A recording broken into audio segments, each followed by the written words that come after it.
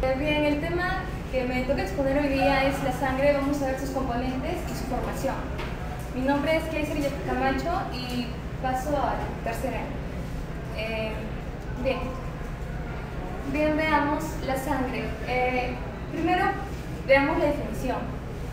¿Qué tienen alguna idea de lo que es la sangre? Claro, pues, está acá, ¿verdad?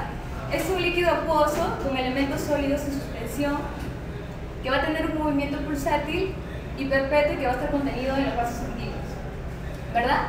¿Cuáles van a ser las funciones de la sangre? La sangre va a tener funciones como transporte. La principal función de la sangre es transportar el oxígeno hacia los tejidos. También va a transportar los nutrientes y también va a transportar los desechos, ¿no? Como el CO2 hacia los pulmones y otros metabolitos hacia el riñón. También se va a encargar de la regulación, por ejemplo, la regulación de la temperatura, regulación hormonal, regulación de la presión oncótica, y también va a estar involucrada en mecanismos de protección, porque como saben, vamos a ver los componentes. Uno de los componentes de la célula van a ser los leucocitos, que van a estar implicados en la protección, en la homeostasis y también en la integración, ya que la sangre va a conectar a todos los órganos del cuerpo. Bien, en los componentes, los principales componentes de la sangre van a ser el plasma y los elementos formes, que van a estar formados por los leucocitos, por los eritrocitos y por las plaquetas. Bien, la sangre representa el 100% del peso del organismo. Si una persona pesa 70 kilos, por ejemplo, a veces vienen preguntas de examen, si una persona pesa 70 kilos, ¿cuánto de sangre aproximadamente tiene? Si les digo que representa el 100% del peso corporal. Claro, 4.9 litros, no, aproximadamente 5 litros, ¿verdad?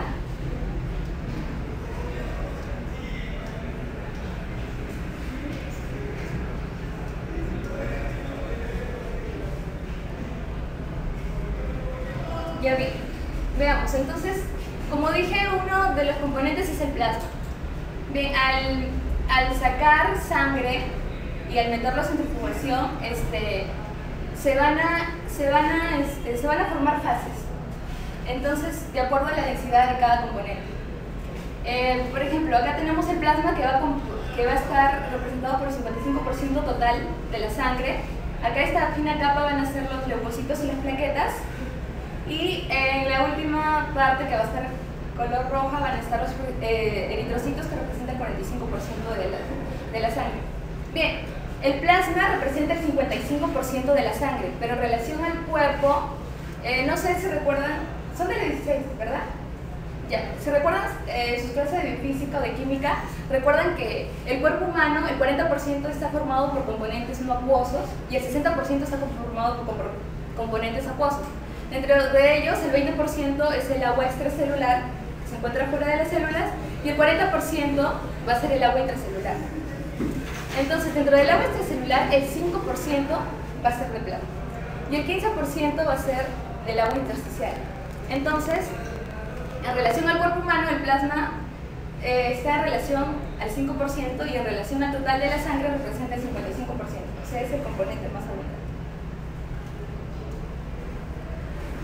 Bien, vemos acá, estos son los componentes, no se ven muy bien, pero estos son los componentes del plasma. En el plasma vamos a encontrar iones, tanto aniones como cationes, y vamos a encontrar proteínas, vamos a encontrar gases, nutrientes.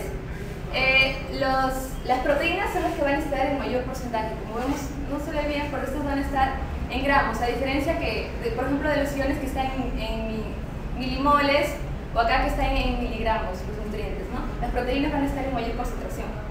Bien, dentro de las principales proteínas, acá vamos a ver a la albúmina. La albúmina, que se va a producir en el hígado, y la función va a ser conservar la presión osmótica y el transporte de ciertos metabolitos insolubles, ¿no? Va a conservar la presión osmótica. Acá vamos a ver que la proteína albúmina va a estar contenida en los vasos sanguíneos, y lo que va a ocasionar, han visto de que la sangre, el líquido pasa de un medio de menor concentración hacia un medio de mayor concentración, ¿verdad? Entonces, va a haber más proteínas en los capilares sanguíneos que en el medio extracelular. Lo que va a ocasionar va a ser de que entre el líquido hacia los capilares.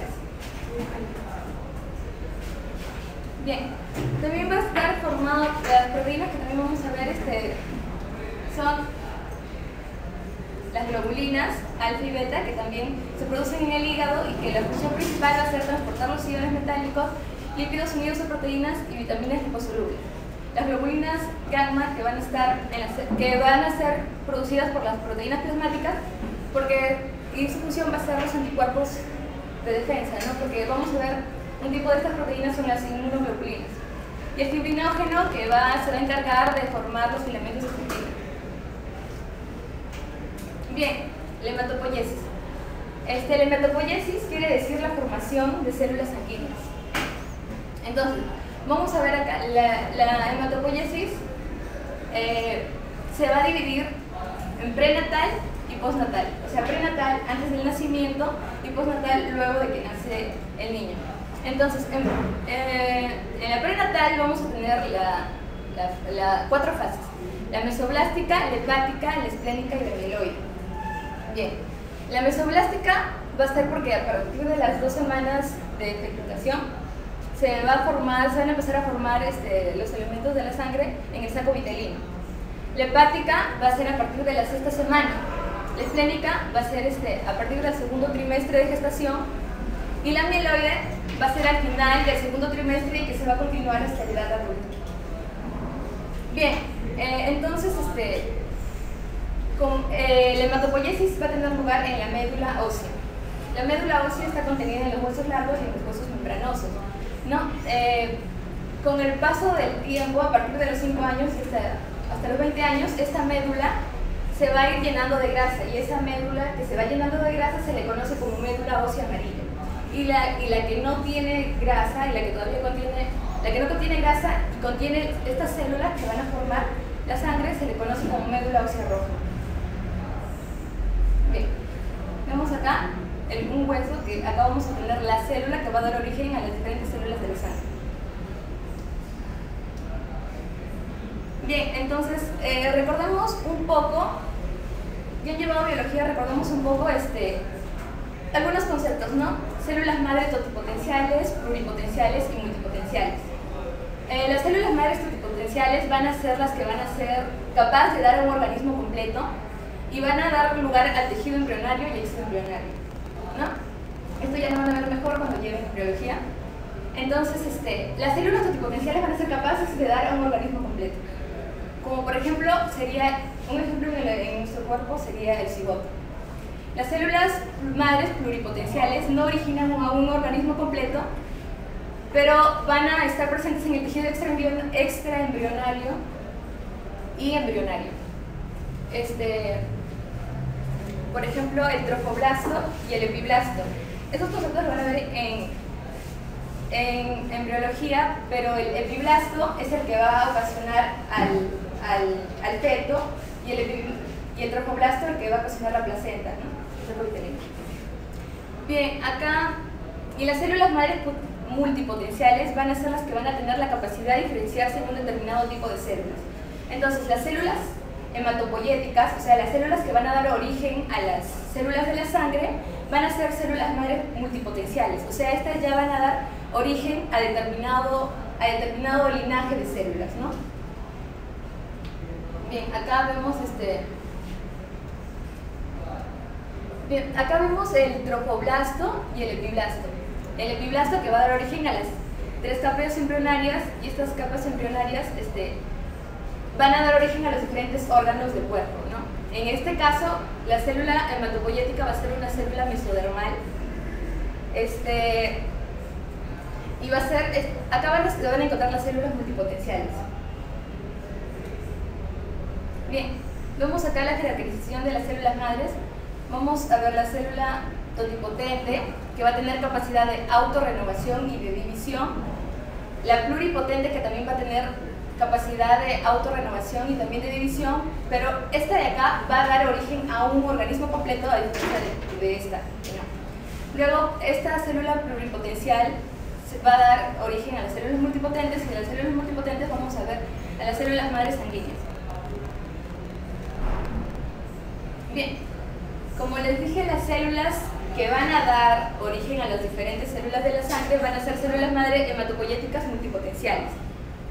Bien, acá vamos a ver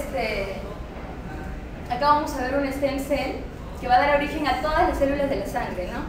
Acá vamos a ver a los linfocitos T, linfocitos B, a los eritrocitos, a los megacariocitos, a los eosinófilos, neutrófilos, macrófagos y a las células de los mastocitos. Bien, acá vamos a ver todo un proceso de división y de diferenciación, maduración, hasta que lleguen a la etapa de las células maduras, ¿no? Estas ya van a ser las células maduras y estas van a ser, esta es la stem cell que va a dar origen a las diferentes células sanguíneas, como ya les dije. Bien, entonces para esto, ya, cada etapa, cada proceso de división va a tener mecanismos reguladores.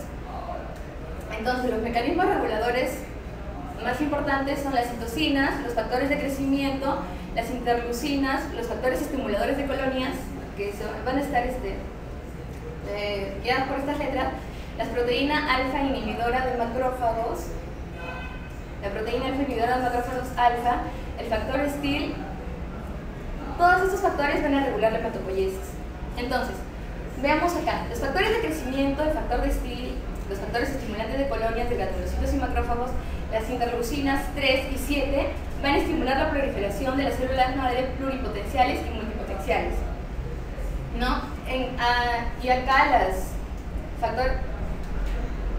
el factor estimulante de colonias de granulocitos, de mastocitos, y estas interleuquinas 2, 5, 6, 11, 12, también la proteína inhibidora de macrófagos y la eritropoyetina van a ocasionar la movilización y diferenciación de estas células progenitoras e inmunipotenciales, o sea, ya van a estar dirigidas hacia formar un tipo de célula. Por ejemplo, acá, esta sería una célula unipotencial, la célula unidad formadora de eritrocitos, porque va a formar a los eritrocitos, ¿no? Esto sería ya unipotencial. Más o menos a este nivel van a actuar estos factores reguladores. Pero estos factores reguladores van a estar regulados a su vez por mecanismos externos a la médula ósea. ¿Cuáles van a ser estos mecanismos externos? Por ejemplo, una exposición a una sangre poco oxigenada.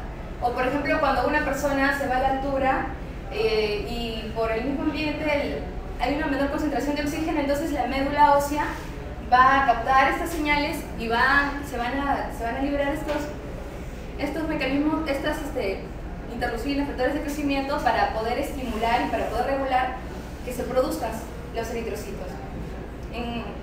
En este caso, o también las infecciones, ¿no? Para que se produzcan los leucocitos y los linfocitos. Bien, ahora vamos a ver la eritropoiesis. Bueno, la eritropoiesis es la formación de eritrocitos. Acá vamos a ver que el eritrocito, antes de llegar a la sangre, en la médula va a sufrir un proceso de maduración y va a pasar por diferentes etapas, ¿no? Acá vamos a ver célula madre de hematocitoblasto que va a formar al proeritoblasto. Estos diferentes pasos de maduración van a hacer que el eritrocito pierda su núcleo y sus organelas. Entonces, hasta llegar al reticulocito. El reticulocito todavía va a tener cierto contenido de organelas y que va a salir a la sangre, pero los 2 días o al día siguiente ya va a estar completamente maduro, va a perder totalmente su núcleo y sus organelas y se va a transformar en un eritrocito. Entonces, por su corto tiempo de vida en la sangre, esto solo representa el 1% de la sangre, a comparación, el 1% del total de eritrocitos. Bien, la regulación, el mecanismo más importante es regulado por la eritropoyetina.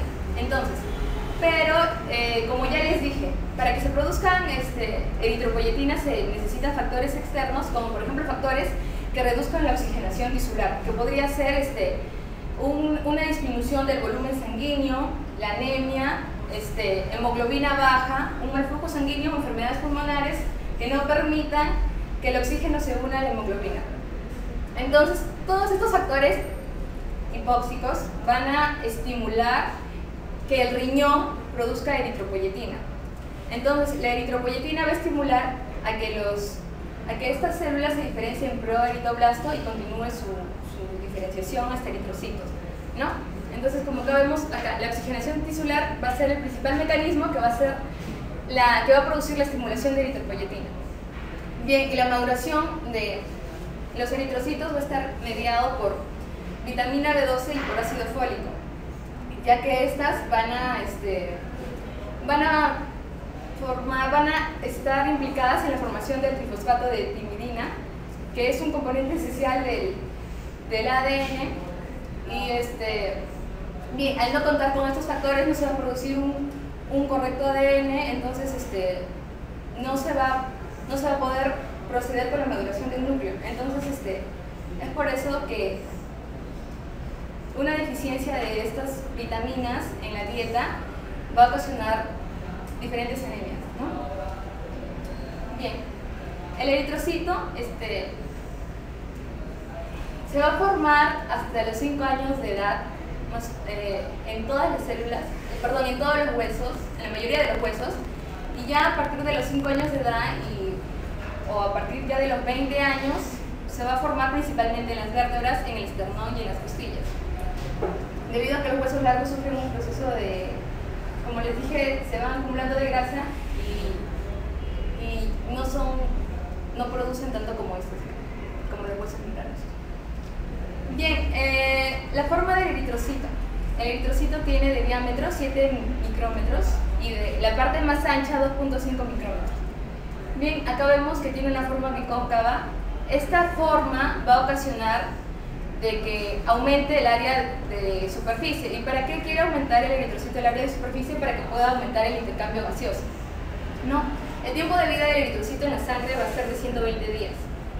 Bien, el eritrocito, como ya les dije, no tiene organelas, no tiene núcleo, pero va a tener enzimas, y que estas enzimas se van a encargar principalmente de la formación de ATP, de mantener la flexibilidad de la membrana, del transporte de iones, de que el hierro de la hemoglobina se mantenga en forma ferrosa y impide la oxidación de las proteínas. Vamos a ver acá. Bien, como ya les dije, el eritrocito va a transportar oxígeno hacia los tejidos, pero el oxígeno se va a unir a la hemoglobina. La hemoglobina va a estar contenida dentro del glóbulo rojo. Entonces, para la formación de la hemoglobina, se siguen todos estos procesos de acá. La succinilcolina, que viene del ciclo de Krebs, se une a 2 glicinas y van a formar la molécula de pirrol. 4 pirroles van a formar una protoporfirina 9. Esta se va a unir al hierro y va a formar el grupo M. Acá vamos a ver el grupo M. Bien, y a este grupo M se le van a unir polipéptidos, o sea, se le van a unir cadenas de hemoglobina. Se le van a unir 4 cadenas de hemoglobina. Y estas cadenas tienen diferencias, ¿no? Hay polipéptidos, o sea, la cadena puede ser alfa o puede ser beta. Y van a estar unidas al grupo M. Entonces, va a haber 4 grupos hemo y por lo tanto va a haber 4 cadenas que van a estar unidas a estos. El oxígeno se va a unir a un grupo hemo, entonces cada molécula de hemoglobina va a transportar 4 moléculas de oxígeno, u 8 átomos de oxígeno, ¿verdad? Cada molécula de oxígeno se va a unir a un grupo hemo, que vemos acá. Bien, hay 2 tipos de hemoglobina que se han clasificado básicamente por la diferencia de sus cadenas, ¿no? La hemoglobina fetal, que en el adulto está presente en un 2%, es porque tiene sus 2 cadenas alfa y sus 2 cadenas gamma. A diferencia que la hemoglobina adulta, que es la que nosotros tenemos y que está en mayor porcentaje, que es la hemoglobina A1, que es esta, ¿no? Que tiene sus cadenas, 2 cadenas alfa y 2 cadenas beta. Y la hemoglobina A2, que es la más rara, que va a tener 2 cadenas alfa y 2 cadenas gamma, que va a estar en un 2%.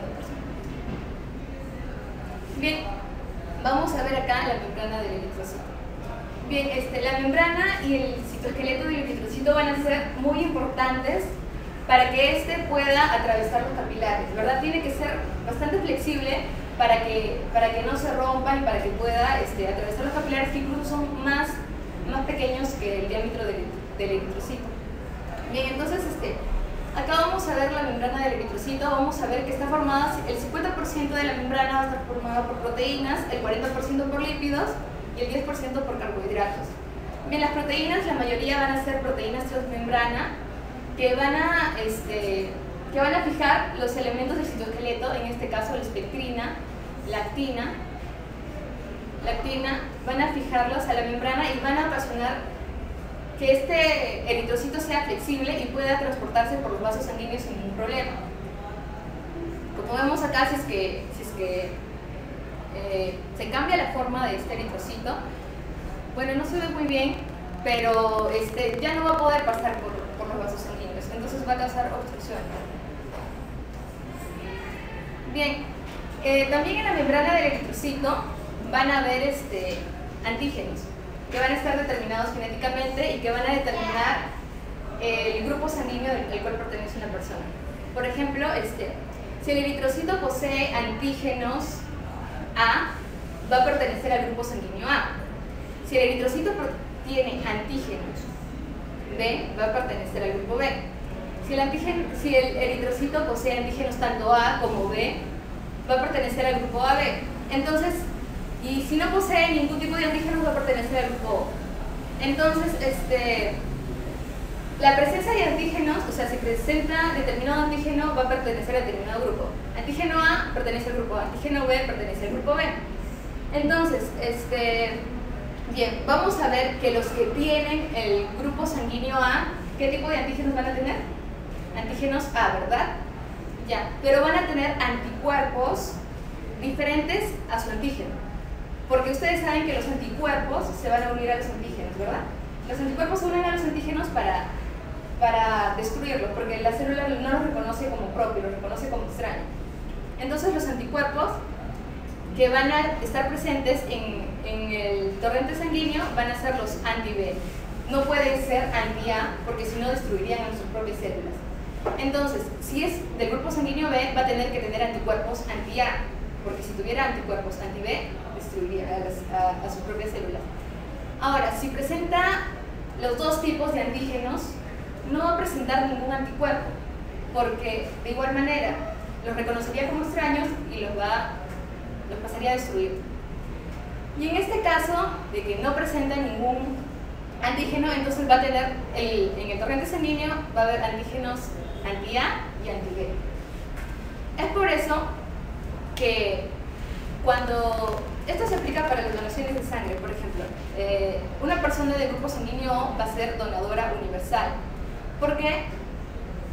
Porque no va a tener antígenos, y al no tener antígenos en su membrana, ni los anticuerpos anti-B que van a estar presentes acá, ni los anticuerpos anti-A que van a estar presentes acá le van a poder atacar, ¿verdad? Porque su membrana no posee antígenos.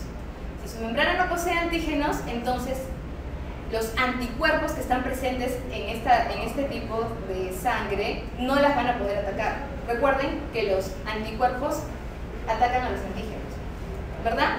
Entonces, y este de acá va a ser el aceptor universal. Entonces, este va a poder donar tanto al A, al B y al grupo sanguíneo AB. Y este va a ser el aceptor universal. Entonces, va a poder recibir sangre del O, sangre del A, sangre del B, porque no posee ningún anticuerpo. Entonces, como no posee ningún anticuerpo, no va a atacar a ninguna célula. ¿Me entienden? ¿Más o menos? Esto de acá lo van a ver en su práctica. Cuando hagan su práctica de fisiología, van a tener que sacarle sangre a un compañero y les van a poner 3 gotitas para determinar el grupo sanguíneo, ¿no? A ver, en las gotitas que les van a echar a cada, van a tener 3 gotitas de sangre, y a cada sangre le van a echar anticuerpos a una gotita, anticuerpos B a otra gotita, y el anticuerpo D, que es para determinar el grupo sanguíneo RH, a otra gotita. Entonces, no hay problema.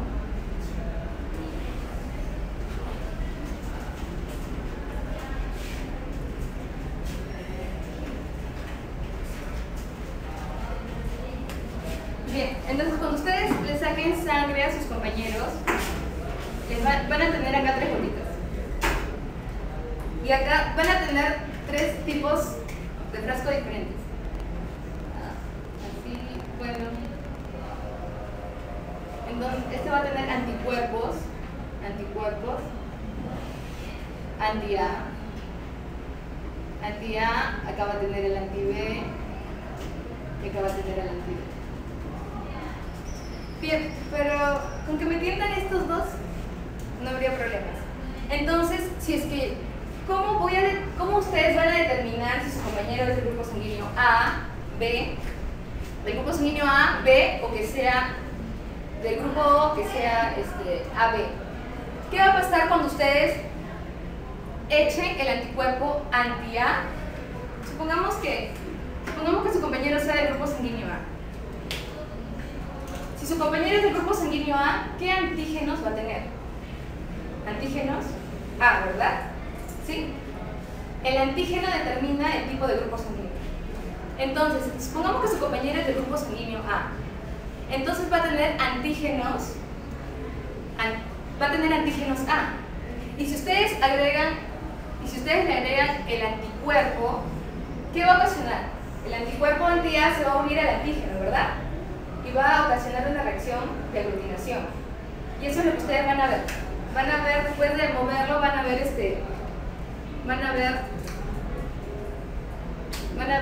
algo así. Entonces, si observan esta reacción, quiere decir que su compañero es del grupo sanguíneo A. ¿Sí? ¿Me entendieron? Ya, a ver, entonces ustedes, y si fuera del grupo sanguíneo B, ya, si ya no fuera del A, y si ahora fuera del B, y yo le agrego el antígeno A, ¿qué voy a observar? Perdón, si yo le agrego el anticuerpo A, no voy a observar nada. ¿Por qué no voy a observar nada? ¿Por qué?